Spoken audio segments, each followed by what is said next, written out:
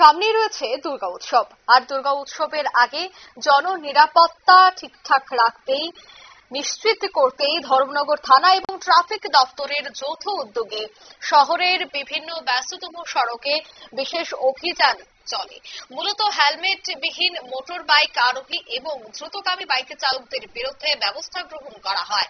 অভিযান চলাকালীন শহরে দিঘিরপাড় এলাকা এবং রাজবাড়ির ট্রাফিক পয়েন্টে একাধিক মোটরবাইক থামিয়ে চালকদের নথিপত্র এবং সড়ক নিয়ম মেনে চলার বিষয়টি খতিয়ে দেখা হয়।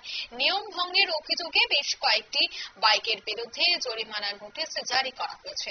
ধর্মনগর থানার অফিসার ইনচার্জ মীনা দেববর্মা জানান যে দুর্গাপূজার সময় শহরে ভিড় এবং যানবাহনের চাপ বাড়ে। দুর্ঘটনা এড়াতে এবং সবার নিরাপত্তা নিশ্চিত করতেই এই অভিযান চলছে এবং আগামীতেও চলবে। তবে সেই বিষয়ে কি বলছেন সংশ্লিষ্টরা শোনাবো।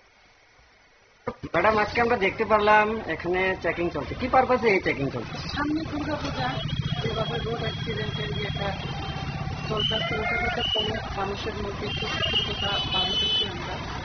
ট্রাফিক সবাই মিলে আমরা চেষ্টা করছি রোড অ্যাক্সিডেন্টটা কমে, ওইটা আমরা পাচ্ছি। আজকে কি ম্যাডাম তার সাথে কি ফাইনও করা হচ্ছে না কালকে সচেতন করে দেওয়া হচ্ছে? ফাইন করা হয়েছে আর আপনার ক্লিয়ারের আগামী দিন কি কর্মসূচি জারি থাকবে? আমরা কয়েকটা দিন চেষ্টা চালাই যাবো। একটু পরিবর্তন আসবে, এটা তো আমাদের ওদের সেফটিটা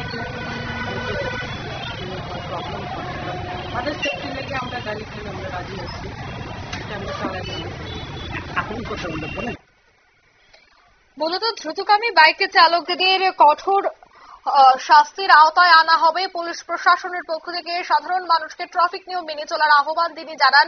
শহরের মূল সড়কগুলিতে অতিরিক্ত ট্রাফিক পুলিশ মোতায়েন করা হবে এবং দুর্গাপুজোর সময় নিয়মিত নজরদারি চালানো হবে বলেই তারা জানাচ্ছেন।